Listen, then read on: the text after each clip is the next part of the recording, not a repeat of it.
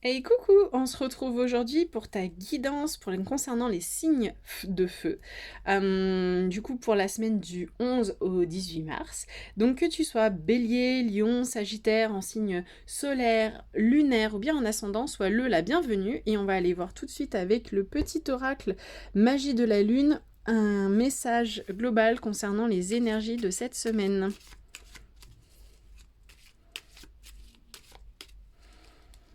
Allez, voyons voir. Alors, Pallas, ne doute plus de tes capacités intellectuelles, tu as ta propre façon de voir le monde.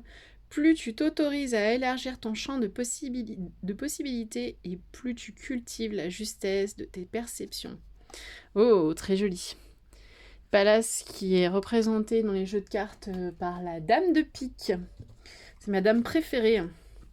Allez, on va aller faire du coup la guidance en 3 choix pour cette semaine.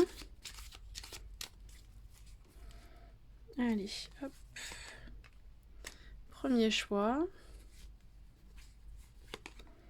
Deuxième choix. Et voici le troisième. Allons voir tout de suite ce que réserve le premier choix.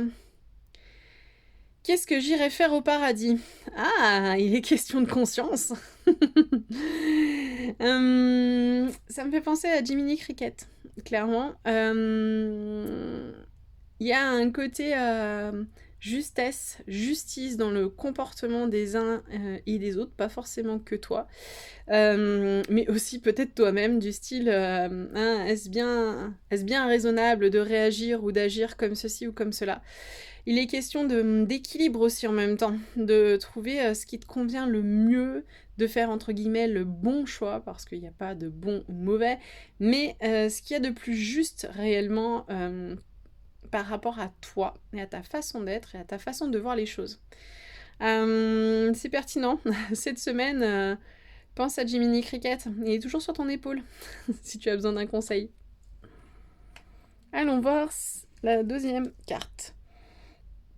Alors, Mozartini a le sens de la mélodie. Ah, sympa. Cette semaine, on t'invite à avoir, comment dire, moi ça me fait penser à l'ancrage, dans le sens où la musique, ça me fait penser aussi ce qui me vient, c'est à la danse, du coup, à être là dans le moment présent. Du coup, à faire en sorte de pas être en train de ressasser ce qui se passe dans le passé, ou alors de ne pas toujours se projeter dans ce qui se passe dans le futur, de demain, après-demain, dans un an, dans 10 ans, bref, mais aussi d'être là.